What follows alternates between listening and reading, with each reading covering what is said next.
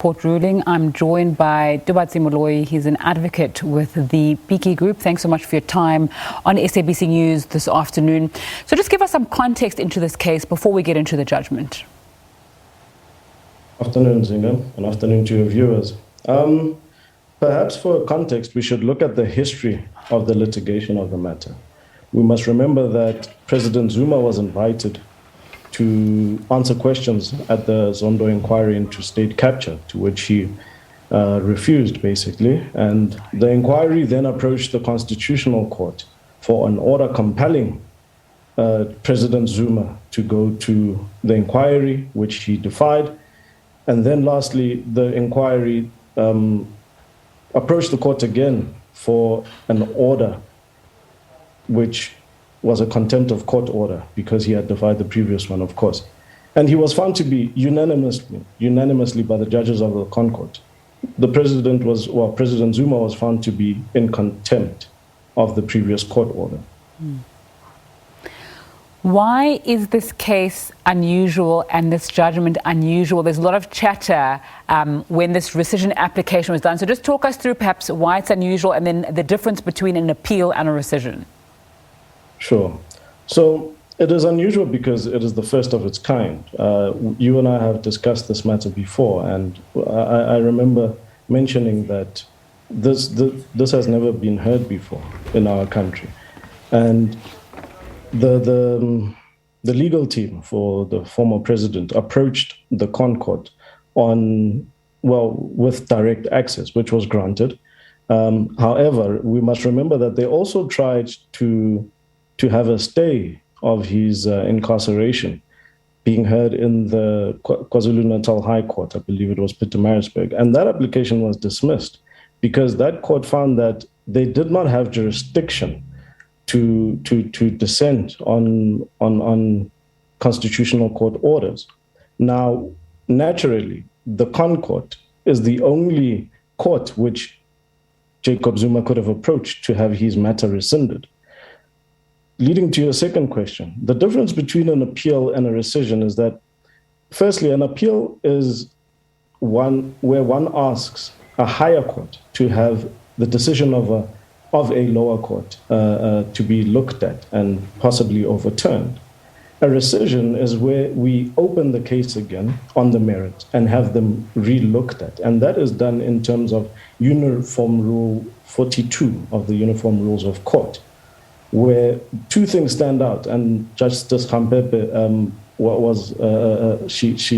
she went into these two issues at length.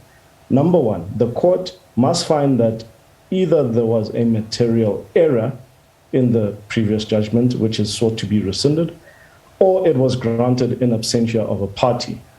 In both matters, in both tests in terms of Rule 42, the Constitutional Court found that actually former President Zuma didn't meet any of those two tests, whether a material error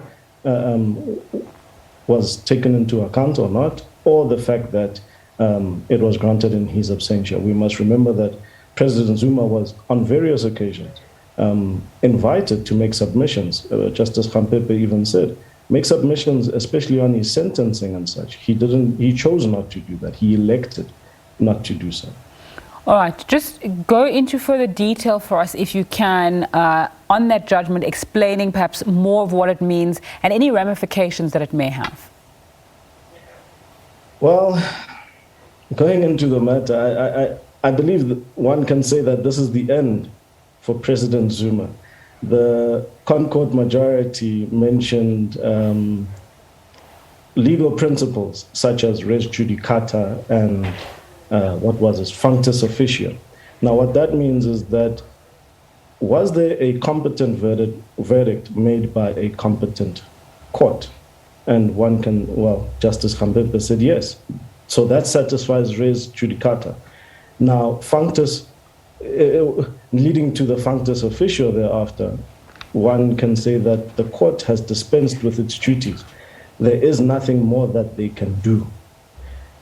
Now, it would seem the ramifications are such that President Zuma is still a convicted fellow. And one feels for him because, I mean, the dissenting judgments of Justice Jafta and Taran, as before, mentioned that, you know, he didn't have a trial at all, never mind a fair trial. And he's right in terms of Section 12, his constitutional rights not to have his liberty deprived have been infringed. However, the majority of the justices of the Concourt found that actually the limitations in terms of Section 36 of the Constitutional Court are justified in an open and democratic society of South Africa. Mm-hmm. Let's go into that and perhaps move away from the facts of the case and look at some of the commentary around the case. People saying it's not fair, he hasn't had a free trial.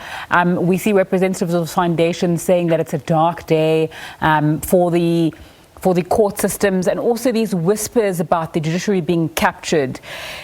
Do you think that there is merit to those kind of arguments, or are our legal systems and processes still functioning well, even if certain people don't get their way? Indeed. I believe in litigation, you know, there has to be a winner and a loser, unfortunately. And for one to now point the finger at the judiciary and say that they've been captured, well, let's see the evidence. You know, there have been various commentary around that, and no one has proffered any evidence to bring that up. And I would say that those comments are highly unmeritorious. Now, further to that, I mean, just because someone does not get their way, you can't say that the judiciary is captured. In fact, I would say that our judicial system is still very much intact and entrenched in the rule of law. Now, had the Constitutional Court perhaps rescinded this application of President Zuma,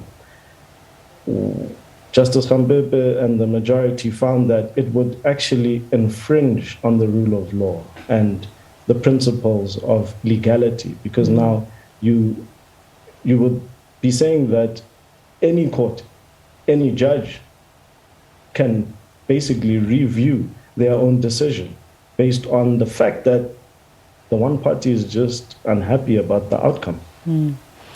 Advocate Tubatsi Moloi, an advocate with the Piki Group, thanks so much for your time on SABC News this afternoon and your insight as well. Let's stay with matters of the